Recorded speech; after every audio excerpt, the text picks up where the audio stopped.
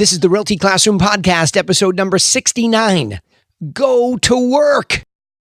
Are you a real estate agent with an entrepreneurial spirit who wants to turn your job into a business without sacrificing your lifestyle, but you just can't seem to find the right plan to help you get there? Well, then, hey, you're definitely in the right place. I'm Danny Griffin, the founder of the Realty Classroom and the host of this podcast. And to help you take immediate action to get your business started right or to restart it in a better direction, I've created a free jumpstart course for you over at freeagentgift.com. Get over there and get your copy of it now, freeagentgift.com. That'll put you on the list to get notified every time I do something as well. All right, let's get started. Go to work. Yes, that's what I said. Go to work. I had to pattern interrupt what I was doing here each week because I just am hearing so many distracted people pick up the phone and call me and say, what about this? What about that? I just keep scratching my head and say, what does that have to do with helping somebody buy or sell a piece of real estate? You see, everybody is after you. You, the real estate agent, they are after you. This is a multi-trillion dollar business every single year. And that means the marketers, the companies, the industrialists, everybody is after you. They want you to join them. They want you to do what they want you to do. Okay. So they're going to market message after message. They're going to come up with trick after trick. And again, look, I'm not angry here about all of that. It just is what it is. But it's exasperating to see you all struggling through this. And I just want to help you get away from it. And my best advice is this podcast. Go to work. Okay? And the first point here is stop talking about all these distractions. I get it. Every year, it seems that a new whiz-bang brokerage pops up and they have something to hook you, and it becomes the talk of the real estate agent community, which, by the way, somebody told me once upon a time is a big niche, meaning there's a lot of us, but it acts like a small one. So in other words, when some company comes up with something interesting as a brokerage, it spreads like wildfire, and everybody's so caught up in talking about it.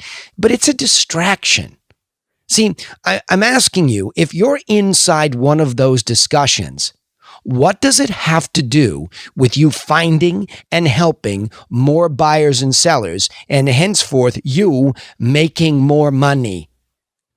Let that sink in for a second. What does it have to do with that? And don't sell me, and don't sell yourself, and don't look at only the corroborating evidence as to why this distraction is so important to you.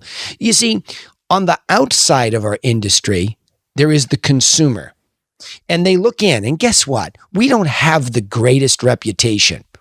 Us real estate agents, we people inside the real estate agency business, we don't have the greatest reputation. And that bothers me because we help people with one of the single largest financial and emotional transactions most people will ever make in a lifetime. Yet we don't have a great reputation. Why? Because of all this garbage. We get so caught up in distractions that we forget to study how to better help a buyer and a seller. And we stop going to work on that. And you know my passion is to be sitting here each week giving you these episodes to help you focus, to work on it. I know it's like this quiet little voice off in the wilderness trying to tell you in the wind, the howling wind of distraction. But I'm not going to stop because if it helps even a few of you, that means it'll help a whole bunch of consumers that you can help over the lifetime of your business. So stop, please, talking about distractions. If you're going to join the brokerage because they made you such a great promise, good, join them, okay? And the minute you go there, get to work on the consumer because they're the boss. They're the hero. That's the one you work for and with. Just stop talking about all the noise that goes with that, right? The next point here is go to work on what? I get it. Now you're going to ask me, okay, I'm willing. I get you. I'll go to work, but on what? Go to work seeking conversations. Okay? Meaning when you get up and you put your lunch pail and everybody asks me what to do. Look, if you had no resources and you had to be resourceful, I'm laughing because as I'm recording this, I ran out of gas this morning because I thought my car could stretch it. I ran out of gas. What do? You go to work on a resolution. I looked around. I saw some landscapers. I walked over. I said, you don't happen to have an extra gas can? Yes, good. Here's $10. because I know the boss that you work for is going to want to be, compensated. So here's more than what I need from you. Boom, resolution. Seeking conversations about what matters is what you do. And my point about the gas station not being right there was I didn't have any resources, okay? I couldn't go out and just go over to the pump, put my credit card in. I had to be resourceful. So I went seeking conversations that mattered to get the job done. That's what it's like to go to work on a problem. Your problem is you don't have any business. You don't have enough business. So what do? Go seeking like I did those conversations. With whom? With anybody. Okay? With anybody. Tell the world on your social platforms. Tell your friends. Tell everybody that you're in the real estate business and be prepared to have a conversation about it. I've told you this before in past podcasts. Know how your local market is doing. Know a little bit about it. What is the average sale price this first quarter? What is the average price per square foot this quarter? How long does it take to sell a house in this community this quarter? Those are basic things that make you a professional who could engage in conversations. Go to work on understanding those basic statistics about our business and have conversations about them, right? Now, when you go to work on that on a regular basis, and again, this is why I tell a lot of people, I was recruiting today and I said, look, I'm not so sure you're hearing me. This isn't something you just jump into. So you don't have a license yet? Go get a job. Go to work getting some cash flow. I've had that conversation 5 times this week. I didn't make some overpromise, some nonsense, some noise. I said, you go to work, going to get some money to put food on the table. Then you come back to me and tell me that's done, and we'll talk about how to build a business in real estate one stitch at a time, right? Real conversations about real things. So if you're really talking to somebody about how the market's doing, that will lead to a further interest or not. Hey, you know what? Just keep me in mind. It doesn't sound like you're thinking about buying or selling inside the next 12 months, but would you keep me in mind? Absolutely. In fact, you know what? My sister is thinking about doing something. Hey, would you mind if I touch base with her? I've got a great plan I'd like to share with her. No problem. Could I get her number? No problem. Right? Those are conversations, and you have to just be chipping away at that. So all this other stuff, you're online looking at this social webinar and this thing and that thing, and you're talking about downlines and oh my gosh, like what are you doing? Stop and measure the number of conversations that you had this week. That's your job. Pick up your lunch pail, go to work, and count the number of conversations you had about the market. Now, what that leads to is the next point here. Prospects, right? See, if you have conversations, that gal that was just mentioned becomes a potential prospect. Sure, it's just disposition right at that moment as a lead, but it becomes a prospect, meaning somebody who needs to be served by somebody in the context of buying or selling inside the next 12 months. So once you create a prospect, meaning let's pretend you picked up the phone, you called Sally and say, Sally, I was just talking to your brother Jimmy, and Jimmy says you're thinking about doing something inside the next 12 months. Is that right? Yes. Hey, great. What were you thinking about doing? You're thinking about buying a house? Yeah, well, we're renting and would like to buy a house. Bang. I am creating a prospect relationship, or at least there's a chance at one. Now I make my offer. Hey, Sally, you know what I could do? Let me set you up an MLS. That's the source. You can keep using all those great apps, more distractions, okay? You can use those great apps where there's no service, right? And one of my clients said to me, it's like WebMD being your doctor. It's online information. All these tech companies are online information. Somebody needs to go to work for these people, and that's you. So you create that prospect and you start to go to work for them for nothing, for free, for zero. I will take my time and effort. I will put you into the multiple listing system so that you will get the property information that you want from me for free. I go to work for free. Well, I don't want to put you out. I mean, I'm not really ready to go, says Sally. Don't worry about it. I love what I do. I go to work because I love what I do. Well, how do you make any money? Oh, I have a cash flow job. At night, I waitress tables, right? I bartend. I make my cash that way because I love this business so much and I'm building it up. What are we afraid of? Are we afraid to have a real conversation with people like that? That's your reality? That you're building a book of business, but you're all in on them and you're demonstrating it by showing this prospect that you're going to work for them. So the conversation led to the prospect, and now you're working for the prospect. But you're creating these prospects. You're creating these conversations. See what I'm saying? You're working at conversations. You're working at creating prospects. You're working at serving those prospects, right? And you're proactively doing it. It's not a one-off event where you get this person, oh, it's great. They're in there and they're doing what they do. This is where this word proactive and work come together and collide to be this simple plan. You have to proactively go to work on behalf of this prospect, seeking and searching information that's relevant to them to empower them to make a decision. A lot of people say you can't change a prospect's timing. It just is what it is. Don't agree. I have seen in my experience that when we proactively go to work for this prospect who has entrusted us with their contact information and an opportunity, we go to work proactively to educate them about property details, what's really happening, how much did somebody really pay. It empowers them. And when they're empowered, they get refined, they get clarity, and now they're not so afraid and they're more willing to make a decision now than they were before. Guess what that means? A shorter time frame. Why? Because you went to work for them for nothing. But you did it in a proactive, aggressive, intelligent way. Act professionally, right? Now, of course, once they became a client, they made a commitment to you on the buy side. They listed with you. You have to dig in with them even more so. You see, it's weird. Like we start working, some of us do a good job of working some of these beats, and then we stop working.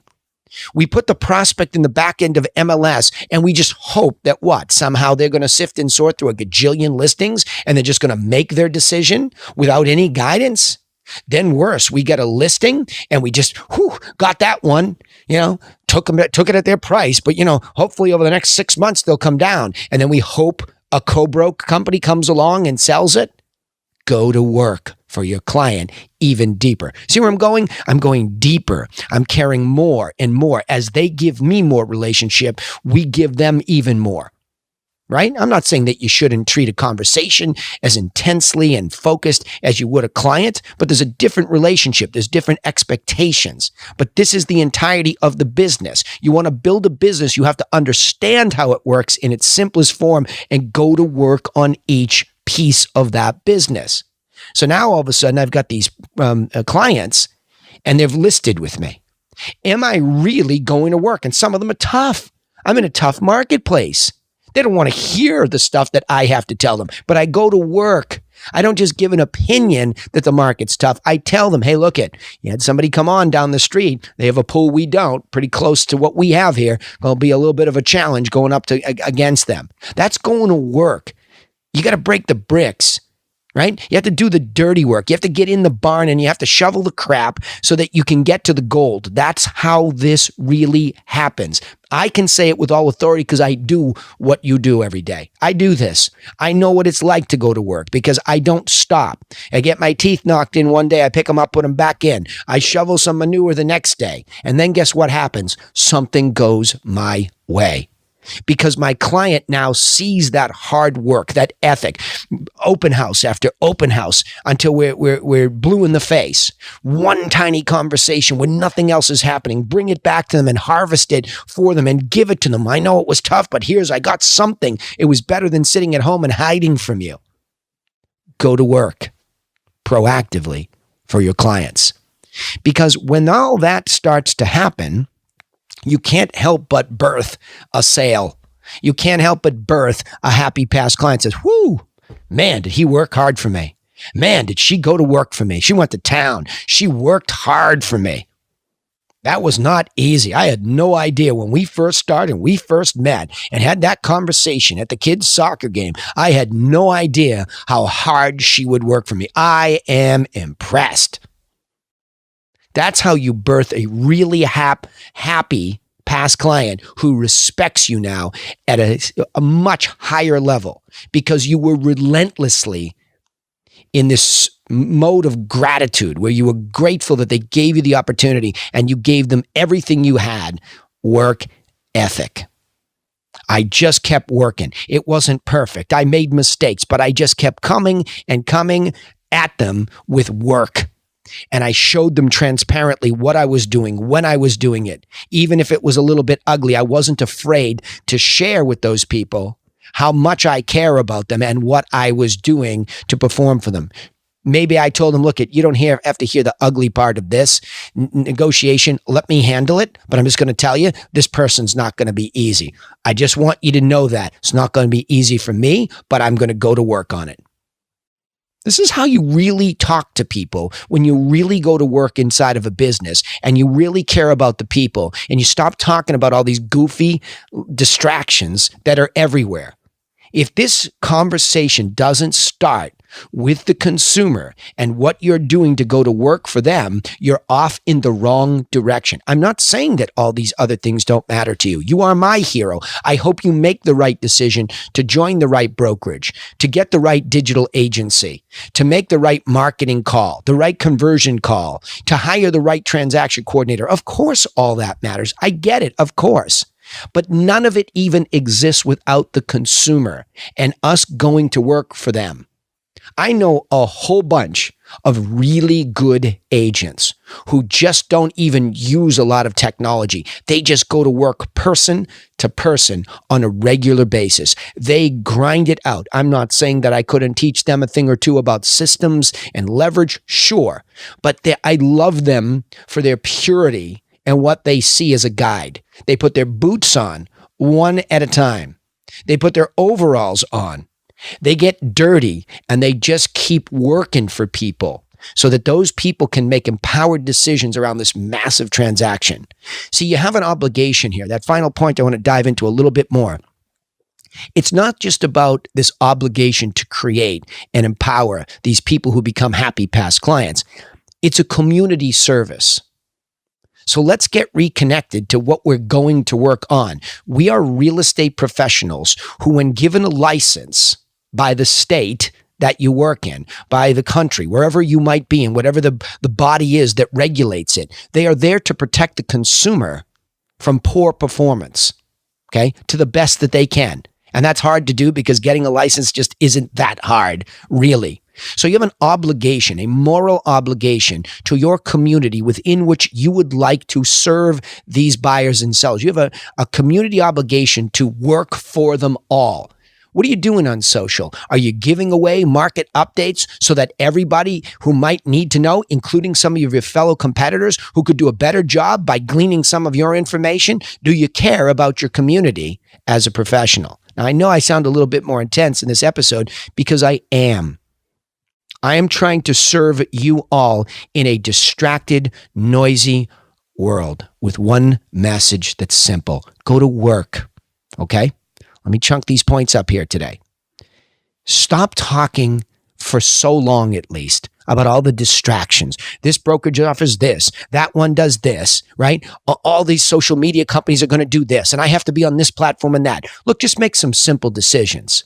I'm going to tell you that what you're going to find, like I have over time, a lot of it is noise. A lot of those people want your time and your money, and they're sucking your blood.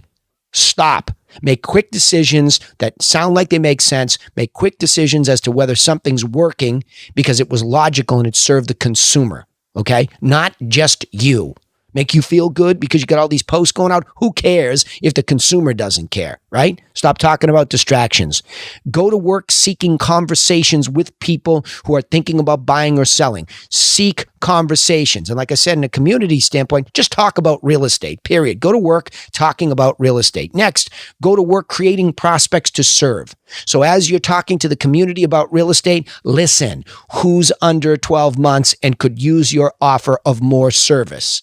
Then once they become a client, go to work proactively for them. Stop sitting back waiting for a listing to sell. Stop sitting back waiting for your buyer to find the property and call you, say, let's see this one. Go proactively into each week, serving those people that trusted you at the highest level called client. And go to work for your community of past clients and the general community within which you work. Remember, we're birthing those people and they are family now. You have a moral obligation to continue working for them. I know, I don't get paid, only once. That's the point. You go to work caring about these people and they go to work for you. How about that? You keep working for people, they keep working for you. They refer you. They come back to you and repeat. Saves you money, time, and effort when somebody cares enough to do that. And be a good steward of your work ethic and share this information with the community. There's a good use for social. You want to get not distracted and be a good steward? Share on those platforms to your community. All right. Sorry about that. It was a little rough ride there today, but I got to get through the noise. It's so noisy out there. All right. Let me chunk this up. To summarize my key point here, the world has become obsessed with a lot of talk and very little action. All these pathetic marketing messages rule the day as they lure you, the real estate agent, away from what really matters: hard work on the behalf of the consumers. So go to work. Remember, you can take immediate action and get started in the right direction with a free, simple business plan over at freeagentgift.com. It'll teach you what to work on. Also, don't forget to subscribe to this podcast so that you don't miss out on any of these insights. They're important. Each time we upload an episode, we also broadcast our live sales training calls on Facebook and YouTube. Every Friday, I show you what work looks like at 1 o'clock EDT. I show you what it really sounds like in my office and in the offices of the people that I work with one-on-one. So remember, turn on your page and your channel notifications so that you don't miss the reminders. We'd also appreciate it if you would share our content with other entrepreneurial real estate agents just like you so that they also get the help they need. Be a good steward of community information, right? And thanks for listening. But remember this, nobody's coming for you.